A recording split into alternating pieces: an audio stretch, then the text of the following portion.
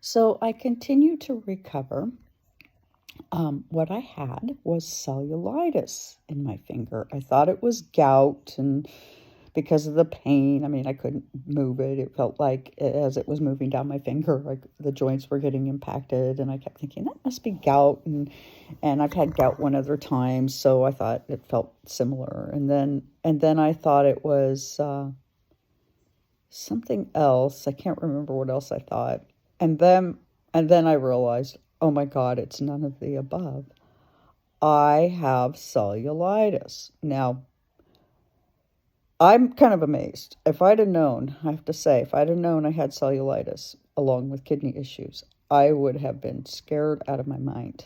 And I probably would have gotten silly and had myself admitted to the hospital and gone on antibiotics, IV, and the whole bit, because cellulitis is such a nasty problem. And I don't know how I managed to get through the pain that I was in, because literally I felt like my finger was dying, and it probably was, because it got really deep. It got right down into the just about to the bone, and then I decided, not because I wanted to, but because I kind of got pushed a little bit, thank God, by my grandson and my very dear friend Suzanne, to go and get myself looked at immediately, because both of them were highly uncomfortable.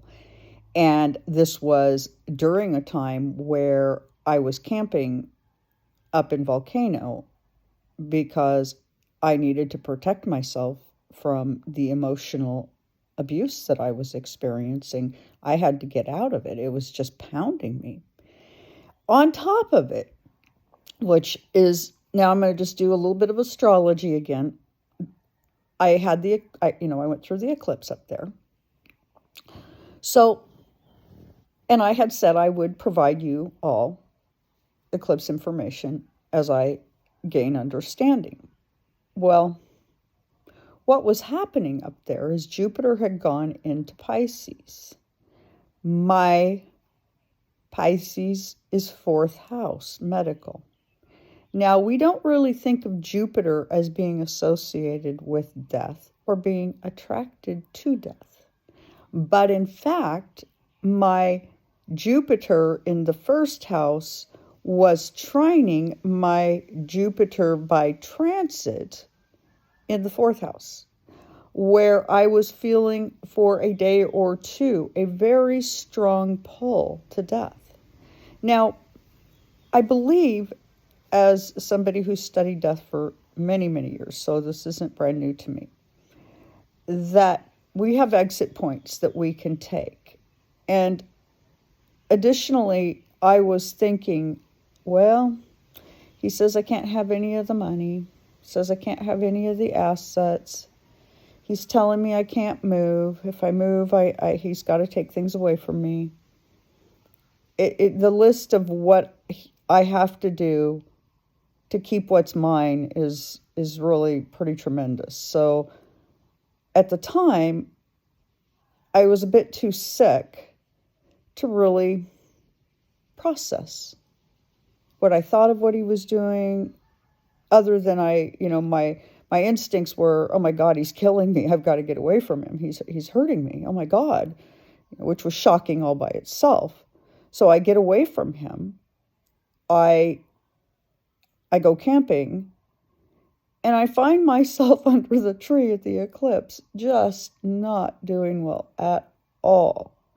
Now, also, in addition to that, so 4th house, I was also trining Mars Gemini in the, let's see, was it trining? It was sextiling, excuse me, Mars and Gemini in the 6th house, where I was trying to figure out Mars in the 6th in Gemini is going to be a placement in your chart, if you have it natally, where you're going to be looking for the compromises. You're going to be looking for ways to do the right thing, to get along, to think about others. It's not an aggressive Mars placement, and that's a good thing, bad thing, right? You have the ability to be quite therapeutic, for others when need be. And because I have Moon in Taurus, that just sort of, again, doubles down that aspect.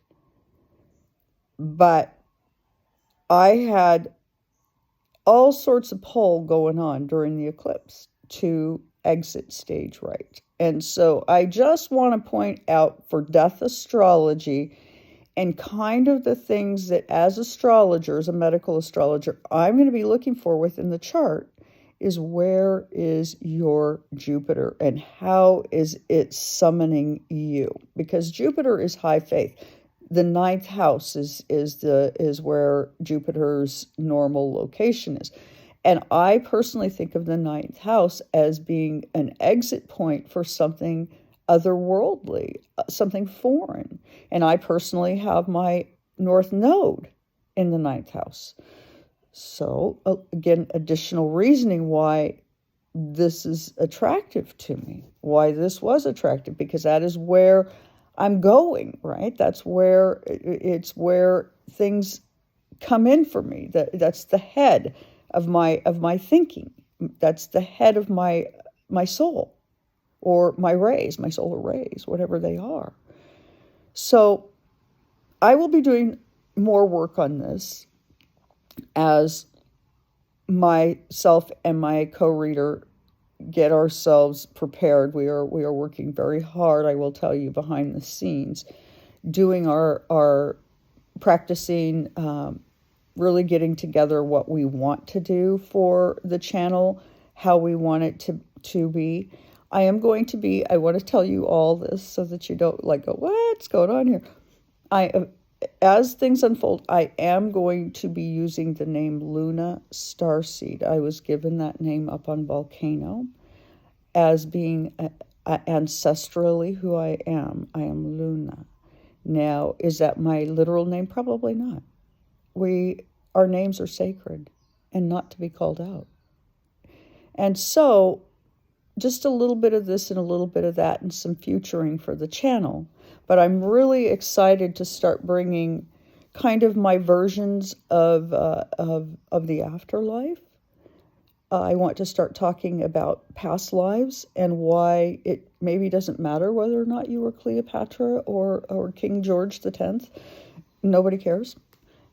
In this lifetime, you're an evolution of the many lifetimes that you've had, and you will continue to be an evolution for many more lifetimes, whether it's here on planet Earth or in some other location. So, with that, please do consider hitting the like, share, and subscribe. I need all the help I can get on my YouTube channel, and thank you so much for the many TikTok followers I have. I appreciate all the love that I've been receiving from all of you. I'm very, very grateful. Everything helps. Everything right now that everybody puts into me helps. It just kind of kept me probably from going over the edge when my Jupiter was calling me so hard. So with that, please do follow, like, share, subscribe, and comment. Thank you so much.